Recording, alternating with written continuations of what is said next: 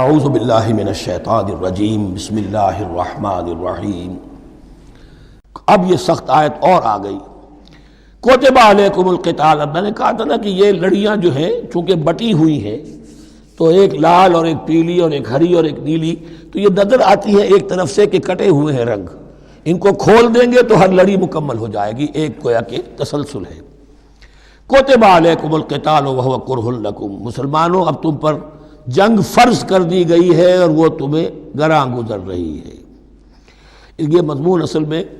اس سے پہلے سورہ محمد نازل ہو چکی ہے اور اس میں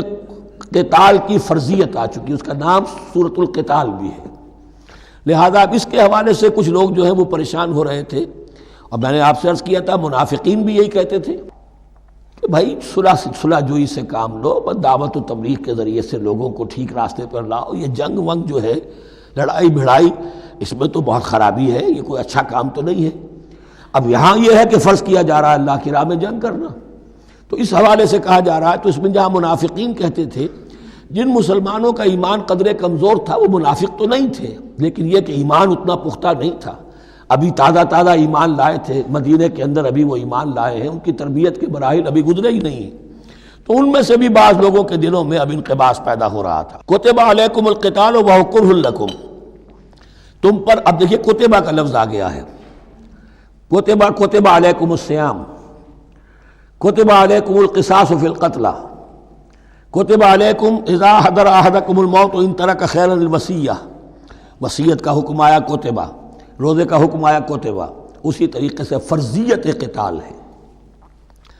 کتب علیکم القتال وہو کرہ لکم، وہ تمہیں بری لگ رہی ہے،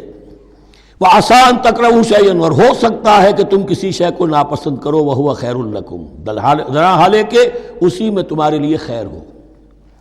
وعسیٰ ان تحبوا شیئا وہو شر لکم، اور ہو سکتا ہے کہ تم کسی چیز کو پسند کرو ذرا حالے کہ وہ تمہارے لیے شر ہو،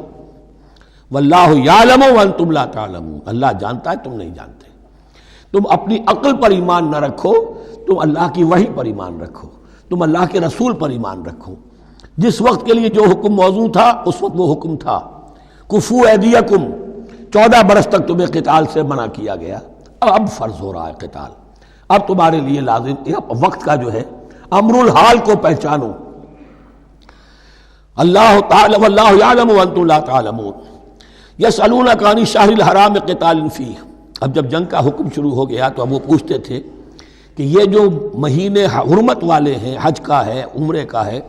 تو اس میں جنگ کرنا کیسا ہے؟ اس لیے کہ سیرت میں یہ واقعہ آتا ہے، وقت نہیں ہے تفصیل سے میں بیان کر سکوں، کہ نخلا کی وادی میں ایک مقابلہ ایسا پیش آ گیا تھا کہ وہ رجب کا مہینے کا بھی دن تھا اور اس میں ہی کوئی قتال ہو گیا، مسلمانوں کے ہاتھوں ہوا یا مسلمانوں کے اوپر ایسی سچویشن ہو گئی کہ انہیں مجبوراً وہ کام کرنا پڑا، اس پر شور اٹھا دیا۔ دیکھو ان لوگوں کا کیا حال ہے، بنے پھرتے ہیں اللہ والے، رسول والے، دین والے، آخرت والے، اور ان کا حال یہ ہے کہ یہ حرمت والے مہینے کے انہوں نے بٹا لگا دیا، اس میں جنگ کی ہے۔ یہ اصل میں ان حضرات کی طرف سے گویا کہ اللہ تعالیٰ اپنے ان مومن بندوں کی طرف سے خود صفائی پیش کر رہے ہیں۔ یسألونک عن الشہر الحرام قتال فیہ، یہ پوچھتے ہیں آپ سے حرمت والے مہینوں میں قتال کا حکم، قل قتال فیہ کبیر، کہہ دیجئے ہاں حرمت والے مہینے میں جنگ کرنا بہت بڑی بات ہے، یعنی بہت بڑا گناہ ہے، لیکن وَصَدٌّ عَن سَبِيلِ اللَّهِ وَكُفْرٌ بِهِ وَالْمَسْجِدِ الْحَرَامِ وَإِخْرَاجُ أَهْلِهِ مِنْهُ أَكْبَرُ عِندَ اللَّهِ، یہ بھی تو دیکھو کہ جن لوگوں نے وہ جرم کیے ہیں کہ جنہوں نے اللہ کے راستے سے روک دیا، اللہ کا کفر کیا، مسجد حرام کے راستے روک دیے مسلمانوں کے لیے، اب یہ نہیں جا سکتے، بیت اللہ میں عبادت نہیں کر سکتے، اخراج اہلہ منہ، اس میں سے لوگوں کو نکلنے پر مجبور کر دیا مکے کے مسلمانوں کو، اکبر عند اللہ، گناہ تو وہ بھی ہے لیکن یہ کہیں بڑا گناہ ہے اللہ کے نزدیک۔ تو سینس آف پروپورشن ہونا چاہیے کہ کس چیز کے مقابلے میں کس شے کی برائی ہے۔ والفتنۃ اکبر من القتل، یہ پہلے بھی آ چکا ہے، والفتنۃ اشد من القتل، اب آیا والفتنۃ اکبر من القتل۔ فتنہ ہر وہ کیفیت ہے جس میں صاحب ایمان کے لیے ایمان پر قائم رہنا اور اسلام پر عمل کرنا مشکل ہو جائے۔ آج کا پورا معاشرہ فتنہ ہے، اسلام پر عمل کرنا مشکل ہے،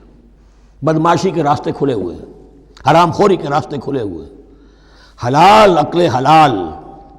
دانتوں پسینہ آئے تو شاید نصیب ہو۔ شادی کے نکاح کے راستے بند کیے ہوئے ہیں، یہ شرطیں ہیں اور یہ شرطیں ہیں اور یہ شرطیں ہیں اور یہ ہے اور یہ چیزیں لازمی ہیں، اور زنا کے راستے کھلے جائیے۔ جس معاشرے کے اندر جب غلبہ باطل کا ہوگا حق پر چلنا ممکن نہیں رہے گا، وہ جو باطل کا غلبہ ہے وہ سب سے بڑا فتنہ ہے۔ والفتنۃ اکبر من القتل، فتنہ جو ہے بہت بڑی شے ہے قتل کے مقابلے میں۔ ولا یزالون یقاتلونکم حتی یردوکم عن دینکم ان استطاعوا، اور سن لو یہ لوگ تم سے جنگ کرتے رہیں گے یہاں تک کہ لوٹا دیں تمہیں اپنے دین سے، اگر وہ کر سکتے ہوں۔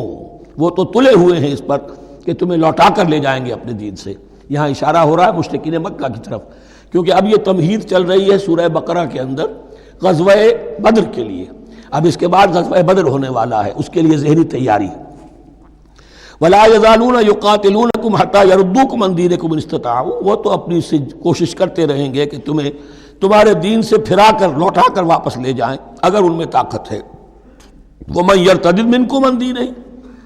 اور سن لو جو بھی کوئی تم میں سے پھر گیا، مرتد ہو گیا اپنے دین سے، فَيَمُتْ، اور اسی حالت میں اس کی موت آ گئی، وَهُوَ كَافِرٌ، کہ وہ کافر ہی تھا، فَأُولَٰئِكَ حَبِطَتْ أَعْمَالُهُمْ فِي الدُّنْيَا وَالْآخِرَةِ، تو یہ وہ لوگ ہوں گے کہ جن کے تمام اعمال دنیا اور آخرت میں حبط ہو گئے۔ پہلے کتنے ہی نیکیاں کی ہوئی تھیں، کتنے ہی نمازیں پڑھی ہوئی تھیں، کتنا ہی جو ہے انفاق کیا تھا، صدقات دیے تھے، کچھ بھی کیا، سب کا سب زیرو ہو جائے گا۔ وَأُولَٰئِكَ أَصْحَابُ النَّارِ هُمْ فِيهَا خَالِدُونَ، اور وہ ہوں گے جہنم والے اور رہیں گے اس میں ہمیشہ ہمیشہ۔ ان الذين آمنوا والذين هاجروا وجاهدوا في سبيل الله اولئك يرجون رحمت اللہ واللہ غفور رحیم، یقیناً وہی لوگ جو ایمان لائے اور جنہوں نے ہجرت کی اور جہاد کیا اللہ کی راہ میں، یہ وہ لوگ ہیں جو اللہ کی رحمت کے امیدوار ہیں۔ بڑا لطیف طنز ہے ان پر، جا رہے ہیں حرام کے راستے پر، اللہ رحمت فرمائے گا، اللہ رحمت نہیں فرماتا، اللہ کی رحمت کا مستحق بننا پڑتا ہے۔ اللہ کی رحمت کا مستحق وہی ہے، ان الذین آمنوا والذین ہاجروا وجاہدوا فی سبیل اللہ اولئک یرجون رحمت اللہ، وہ امیدوار ہیں اللہ کی رحمت کے، وہ امید کرے تو ان کی امید بجا ہے۔ واللہ غفور الرحیم، اور یقیناً اللہ تعالیٰ غفور الرحیم ہے۔ یسألونک عن الخمر والمیسر، اب دیکھیے یہاں سے شریعت کا جو بلو پرنٹ اب تیار ہونا شروع ہوا، کچھ احکام پہلے آ چکے اور کچھ احکام اب آ رہے ہیں، تو بیچ بیچ میں یہ لڑیاں جو ہیں کٹی ہوئی ہیں۔ یہ آپ سے پوچھ رہے ہیں نبی صلی اللہ علیہ وسلم شراب اور جوئے کے بارے میں، قل فیہما اسم کبیر، اے نبی ان سے کہہ دیجئے کہ ان دونوں کے اندر بہت بڑے گناہ کی پہلو ہے، ومنافع للناس، اور لوگوں کے لیے کوئی منفعتیں بھی ہیں، وَإِسْمُهُمَا أَكْبَرُ مِن نَّفْعِهِمَا، اور ان کا جو گناہ کا پہلو ہے وہ نفع کے پہلو سے بڑا ہے،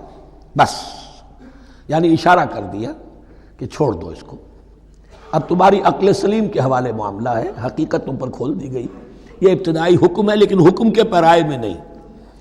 بس یہ ہے کہ کچھ فائدے بھی ہیں، وہ تو ہے میں سے غرض نشات ہے کچھ روسیہ کو، ایک گونا بے خودی مجھے دن رات چاہیے، اور میں کدے کی راہ سے ہو کر گزر گیا ورنہ سفر حیات کا بے حد طویل تھا۔ یہ حکمت سمجھ لیجئے کہ جوئے میں اور میسر میں کیا چیز مشترک ہے کہ دونوں کو جمع کیا گیا۔ شراب میں بھی انسان حقائق سے اپنے آپ کو منقطع کرتا ہے اور محنت سے جی چراتا ہے، He doesn't want to see the facts، مواجہہ کرنے کو تیار نہیں، فیس کرنے کو تیار نہیں ہے bitter facts of life کو، تو میں ایک گونا بے خودی مجھے دن رات چاہیے۔ اور جوا بھی محنت کی نفی ہے، چانس، داؤ لگاؤ، ایک ہے محنت سے ایک آدمی کما رہا ہے، مشقت کر رہا ہے، کھوکھا ہے یا کوئی چھابڑی لے کے جا رہا ہے یا کچھ اور کام ریڑھی چلا رہا ہے، وہ اپنی کوئی کمائی کر رہا ہے، اور ایک یہ داؤ لگاؤ، داؤ سے کمانا، چانس پر کمانا، یہ بھی محنت کی نفی ہے۔ تو یہ دونوں کے اندر اصل میں علت ایک ہی ہے،